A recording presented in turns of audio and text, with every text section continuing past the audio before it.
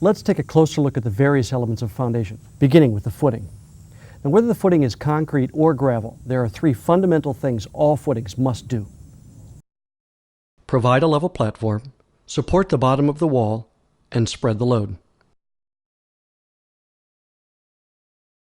Whether your foundation is a slab on grade or a wall of poured concrete, masonry, precast concrete, or treated wood, the footing needs to be level. Obviously, starting with a level footing makes it easier to build a level wall or slab. A level footing also plays a role in creating an effective foundation drainage system. For basements or crawl space conditions, concrete footings with either keyways or vertical reinforcing bars help keep a foundation wall in place during backfill or seismic events. The third function of a footing is to spread the load of the building. By widening the footing, we reduce the line load on the soil. Footings do not always need to be reinforced. It depends on soil conditions, seismic conditions, and local code requirements. However, we recommend the placement of 2 No. 4 reinforcing bars in the footing for additional strength. The goal is to set your building on soil that has a consistent bearing capacity. When one area is substantially lower in bearing capacity than the rest, we recommend consulting a soils engineer. Foundation walls must be connected to the footing in some way. For these connection requirements, first consult your local code.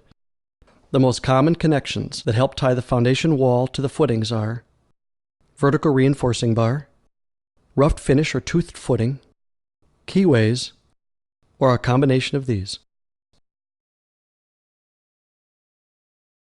The mix of the concrete for your footing is important. The concrete mix needs to be designed for your site and the building's live and dead loads. We recommend a minimum 3,000 psi mix for all footings under foundation walls. Remember, adding water to the concrete mix on site can reduce the intended strength of the footing. Also, before you pour, make sure your footing forms are clear of loose soils or organic materials that may invite unwanted insects. In colder climates, footings need to be protected from frost. If the ground starts to freeze under the footing can lift.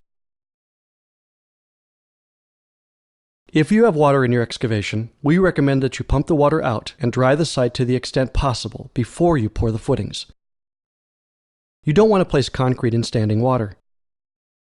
If water remains in the footing and cannot be pumped out due to underground water sources, additional mitigation may be required.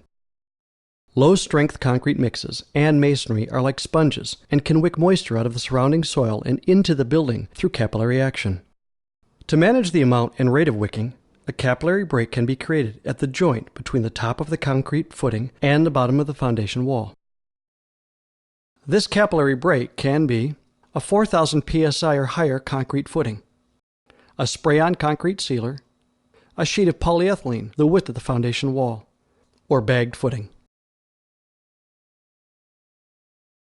The three most common types of foundations are slab on grade, crawl spaces, and full basements.